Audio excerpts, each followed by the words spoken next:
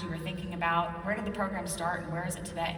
So I think one of the key things that you mentioned earlier today is what are you trying to accomplish with utilizing the technology? And what we found, and this might resonate with folks in the crowd, is there's so many silos within a business, and a lot of times those silos don't talk to each other.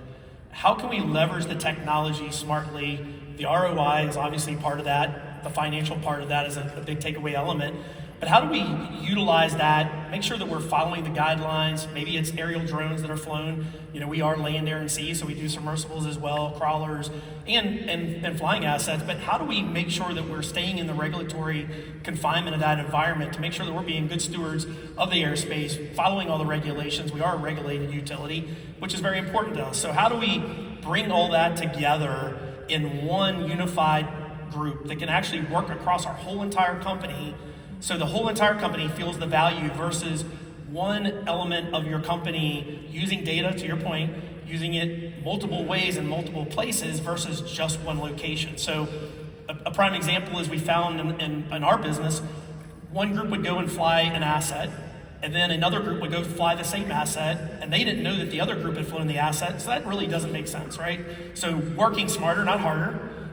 We always use this term in our industry is, what got us here won't keep us here.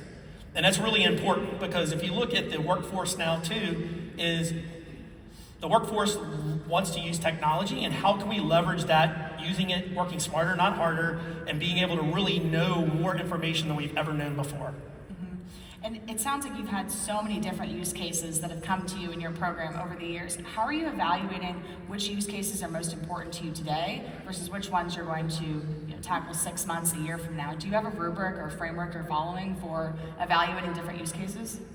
So when that really comes down to the big picture, and you mentioned it earlier too, is what is the need? That need can shift too. So don't get super focused on one thing, because that will lead you down a trail that, we had a situation just occur that wasn't even on the radar.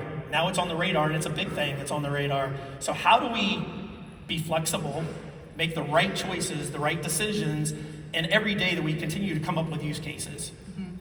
Yeah, and I know that's something we've talked about as well, is how do you find which drone is the right type of drone to be able to use for those different use cases? How are you evaluating where do I send the crew, which type of drone am I using, which type of use case am I going to prioritize? So as you're thinking about ROI, how are you thinking about that for your team? It's really the value to our customer. Everybody that's in the room here probably works for somebody or works for a corporation or a company. And the value of what you bring to your customer, what their need is, may not be what my need is. And being able to identify that right away is super critical and super important. There's a lot of nice shiny things, and we go out on the floor today and look at all the neat things that are out there, but what is that one thing that's going to fit the niche that I need to accomplish? And follow that to the end, and you're going to find the value in that. So we're not really just chasing a bunch of different things. We're focused in on what the need is versus what the want is, because that's two different total things. There's a lot of cool stuff that's out there. I'd love to have it all and utilize it all, but maybe it doesn't have a purpose. Mm-hmm. And I know we talked about earlier too with Dominion, the value of reliability, affordability, safety for ultimately your customers. Can you talk about what that value is to your aviation and drone program, and how you're keeping that a part of the central focus? Yeah, that's really a core value of the company, the reliability, affordability, right? Safety is number one in the utility industry, and probably in most situations for most of you. But the real critical part that is when we're focusing in on that reliable ability, there's things out there that we don't know that exist today. If we're able to detect those using AI, perhaps, doing visual inspections, any of those things that we can do to make that a reliable asset to our customers, our ratepayers, our stakeholders in the company, we owe that to our customer to be able to provide that energy that they need, so critically important to them and their life. None of this works, none of the lights work, none of those other things if we can't get that power to them. So making that also affordable. If I'm going to launch a helicopter to do an operation where I can use a drone to do that, that's smart, right? That's going to save our customers. The rates are going to be lower. We're not going to have to raise them because we continually do that. I'm not in the position either to say, hey, we're going to replace helicopters. We never took that aspect of our operation to go, we're going to replace something, we're going to enhance something. And how have you been able to work with helicopter data, drone data, fixed wing in tandem to be able to get the most value for your program? Well, like you mentioned in the earlier, when you were talking earlier, is it's really about the value. Collecting the data is only the first step in the process. What do you do with that information that you've collected? How can you utilize it? How can you evaluate it? How can you do it quickly? How can you do it affordably? And how can you do it, in the scope of what we're trying to do? What are we trying to accomplish with that information? Maybe a 99% accuracy we don't need. Maybe we only need an 80% or a 50% accuracy of that data. So we really need to dial back what we're looking at that is actually going to solve our problem. And it may not be a 99% accuracy on an AI model. Yeah, I'm glad you brought that point up. I know we've talked a lot about balancing speed and accuracy of the program, and how do you think about what's the right, I guess you say, perfect data that you need as a part of each inspection. And perfect data may not be what you need in order to get to efficiency or scalability. And I think your program's at the luxury where you can weigh those two right now to be able to find what works for you from a scale perspective. But can you talk about how you're thinking about what data is needed to achieve success as a part of each inspection that you're going out with? And how does that shift by inspection type? Maybe it's storms versus a standard inspection.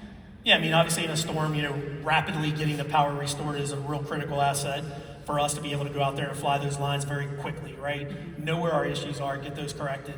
The longer term is being able to go out and do comprehensive inspections. It could be transmission, it could be distribution, it could be assets on our renewable energy. We have a big footprint of renewable energy.